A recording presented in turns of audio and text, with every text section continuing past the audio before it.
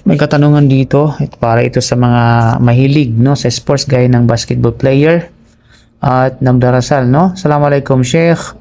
May tanong po ako, pinahihintulutan po ba sa Islam ang pagsasagawa ng salah kapag nakasuot ng sando, halimbawa tulad ng jersey? Mayroon po bang kondisyon o alituntunin tungkol sa ganitong kasuotan habang nagdarasal? Jazakallahu khairan. Maganda ito. Sagutin natin ito dahil kahit ako mahilig din ako sa basketball no. So bismillah wa salatu wa salam ala rasulillah wa ala alihi wa sahbihi ajmain ma ba'd. Waalaikumsalam warahmatullahi wabarakatuh. Barakallahu fi kapatid no. Sa iyong katanungan at naway dagdagan tayo ng Allah subhanahu wa ta'ala ng kapaki-pakinabang na kaalaman at tamang pag-unawa sa kanyang din. Ang iyong tanong ay may kinalaman sa satrul aura na ibig sabihin pagtatakip ng mga bahaging dapat takpan at sa adab ng pagharap sa Allah sa salah. Okay? Na kung kaya, pinahihintulutan ba ang pagdarasal habang nakasuot ng sando o jersey? Bilang kasagutan, direct to the point, kapag pinag-usapan natin kung pinahihintulutan ba, no? So, legally speaking, ito ay yes. Pinahihintulutan at wasto ang sala ng isang lalaki habang nakasuot ng sando o jersey kung natatakpan ang kanyang aura, hindi nakalalantad ang bahagi ng katawan na dapat takpan, hindi ito naging sanhi ng paglabas ng balikat, dibdib o likod sa paraang hindi nararapat. Kasi may mga jersey na may mga jersey nga na parang short sleeve no, at ganyan din may jersey na natatakpan talaga yung balikat.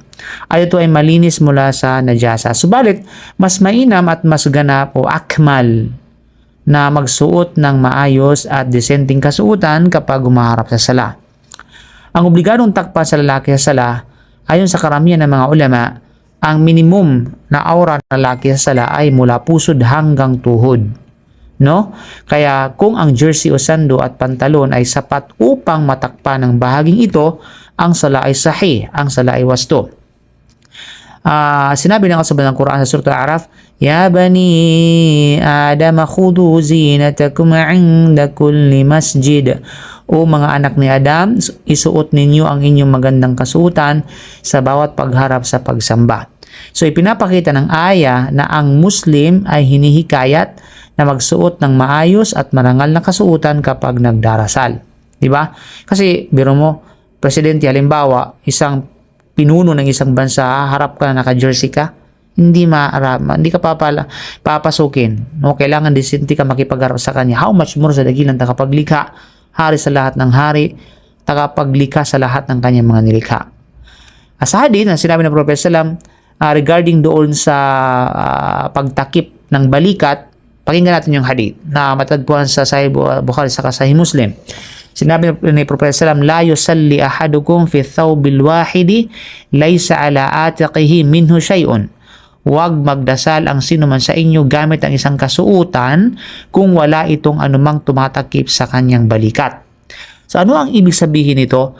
Ipinaliwanag ng mga ulama ng hadith ay nagpapakita na mas mainam na may kasuutang tumatakip sa balikat. Kung may kakayahan ang tao, hindi narapat na magdasal na nakahubad ang mga balikat at dito makikita na ang sando o jersey ay karaniwang tumatakip sa balikat, kaya mas mainam ito kaysa sa isang kasuutang iniiwang nakalantad ang mga balikat. You know? So although yung mga design ng mga jersey ngayon ay hindi na masyado kumbaga natatakip, no? Yung bang kunti lamang yung nakakabit sa kanyang balikat. So parang consider na ito ay exposed, mga kapatid, no? Pero may mga jersey, tandaan natin na totally natatakpan talaga ang balikat. So ang hatol sa sando o jersey, kung ito ay ordinaryong jersey o sando na tumatakip ng maayos, pinahihintulutan. Wasto ang tinatawag na sala, di ba? Kung napakaluwag ng buta sa gilid at nakikita ang katawan o aura kapag nagruko o nagsujud, makruh o maaaring maging problema kung nalalantad ang dapat takpan. Kung ito ay manipis at nakikita ang balat o hugis ng aura, hindi ito angkop sa sala. Kung ito ay may larawan ng tao, hayop o mga pinagbabawal na simbolo, dapat iwasan. Mas mainam ang malinis at simpleng kasuotan. Si Imam Nawawi rahimahullah ay nagsabi sa Al-Majmu', ang layunin ay matakpan ng aura, magsuot ng marangal na kasuotan kapag humaharap sa Allah. Sheikh bin Baz sinabi niya sa Majmu' Fatawa, kung natakpan ang aura at walang nalalantad, ang sala ay wasto kahit sa simpleng kasuotan. Ngunit mas mainam ang pinakamagandang kasuotan na kaya ng tao. Sheikh Ibn Taymiyyah rahimahullah ay nagsabi sa Sharh Al-Mumti', ang pagiging wasto ng sala ay isang bagay at ang pagiging maganda ng pagharap sa Allah ay ibang bagay. Ang Muslim ay dapat magsikap na pagsamahin ang dalawa. Malinaw? Na kung kaya bilang buod, no? Pwede bang magsala na nakasando o jersey? Oo. Wasto ba ang sala? Oo, kung natakpan ng aura. Mas mainam ba ang mas maayos na kasuotan? Of course. Ano ang dapat iwasan? Manipis, masikip, o nakalalantad na kasuotan? Paano kung may larawan o pinagbabawal na simbolo? Mas mabuting huwag gamitin sa sala. Okay, kaya kapatid, kapag tayo ay tumatayo sa sala, tayo ay nakatayo sa harapan ng Panginoon ng mga daigdig. Kaya bagamat sapat ang minimum na pagtatakip ng aura para maging wasto ang sala, narapat sa isang Muslim na magsuot ng pinakamainam at pinakamalinis na kasuotan kaya niya bilang paggalang sa Allah. Kaya sinabi ng Allah, Ya Bani Adam, khudu zinatakum 'inda kulli masjid. O mga anak ni Adan, isuotin niyo ang inyong mga magandang kasuotan sa bawat pagharap sa pagsamba. Kung kaya kapatid, bilang konklusyon, ang sala habang nakasuot ng sando o jersey ay pinahintulutan at wasto kung natatakpan ang aura at walang nalalantad na dapat takpan.